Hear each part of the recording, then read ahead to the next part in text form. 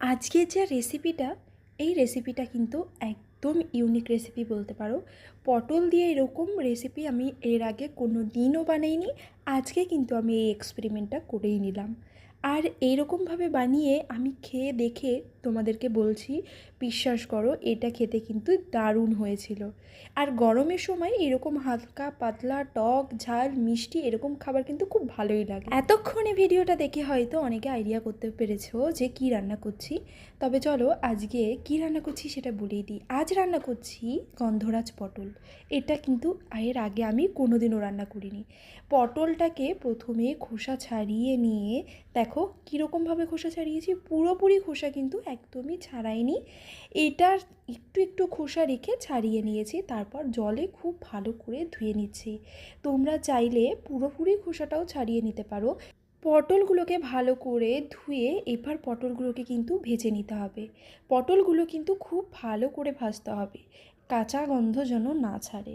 পটলগুলো সর্ষের তেলে আমি লালচে করে একদম পুরো ভালো করে ভেজে নিয়েছি। ঠিক এইরকমভাবে ভেজে তুলে নিয়ে রেখে দেবে।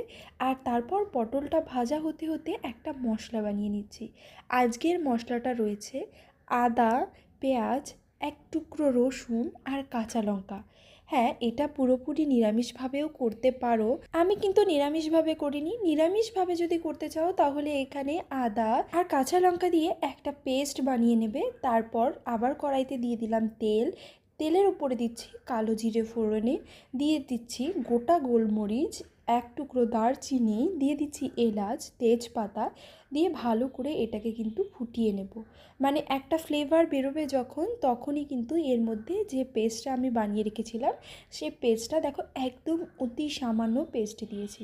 এবার এটাকে কিন্তু খুব ভালো করে কষিয়ে নিচ্ছি। কষিয়ে নেওয়ার সময় কিন্তু এর মধ্যে এখনও আমি নুন অ্যাড করিনি, ওটা ভালোভাবে কষানো হচ্ছে। তার মধ্যে আমি নিয়েছি বেশ পরিমাণে টক দই। টক দইটাকে এবার ভালো করে ফেটিয়ে নিচ্ছি। টক দইটাকে ফেটিয়ে নিয়ে এবার যে গন্ধরাজ লেবুটা ছিল সেই লেবুটার খোসাটাকে একটু গ্রেট করে বের করে নিচ্ছি।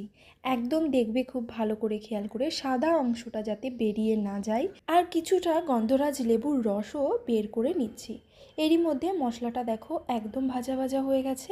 এবার এর মধ্যে ফেটিয়ে রাখা টক দইটা দিয়ে দিচ্ছি। টক দইটা দিয়ে খুব ভালো করে নাড়িয়ে চাড়িয়ে টক দইটাকেও ভালো করে কষিয়ে নিতে হবে, যাতে টক দইয়ের যে একটা গন্ধ থাকে, অনেকে দই খেতে ভালোবাসে না, সেই জন্য দই দিয়ে কোনো কিছু রান্না করলে খেতেও পারে না। কিন্তু খুব ভালোভাবে কষিয়ে নিলে দেখবে দইয়ের গন্ধটা মোটামুটি চলেই যায় বলতে পারো। তখন যারা খায় না কোনো অসুবিধাও হয় না।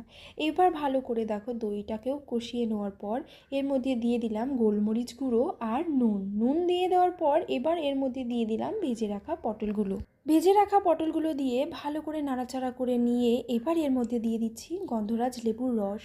যে লেবুর রসটা বের করে রেখেছিলাম, পুরো লেবুর রসটা কিন্তু এখনই দিয়ে দেব না, কিছুটা লেবুর রস দিয়ে আবারও ভালো করে নাড়িয়ে চাড়িয়ে এবার এর মধ্যে দিয়ে দিচ্ছি পরিমাণ মতো জলটা দিয়ে ভালো করে কিন্তু এটাকে ভালো নাড়াচাড়া করে নিতে হবে। সব কিছু ভালোভাবে মিশিয়ে নিতে হবে। এবার এটাকে ঢাকা দিয়ে মিনিট 10 ফুটতে দিতে হবে, যাতে পটলগুলো খুব ভালোভাবে সেদ্ধ হয়ে যায়।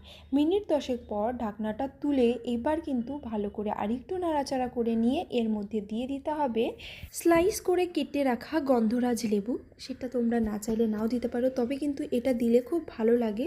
এবার দিয়ে দিলাম বাদবাকি যে লেবুর রসটা ছিল সেই লেবুর রস, আর তার ওপর থেকে দিয়ে দিলাম লেবুর খোসাটা যেটা গ্রেট করে রেখেছিলাম সেটা। সব কিছু খুব ভালোভাবে মিশিয়ে নাও। মিশিয়ে নিয়ে এবার চাইলে ওপর থেকে একটু গরম মশলা ছড়িয়ে দিতে পারো, তবে আমি কিন্তু দিইনি, তাহলে গন্ধরাজের যে ফ্লেভারটা সেটা কিন্তু থাকবে না। এবার ধোয়া ওটা এক থালা ভাতের সাথে এই গন্ধরাজ পটলটা খেয়ে দেখো কেমন লাগলো জানিও কিন্তু। টাটা।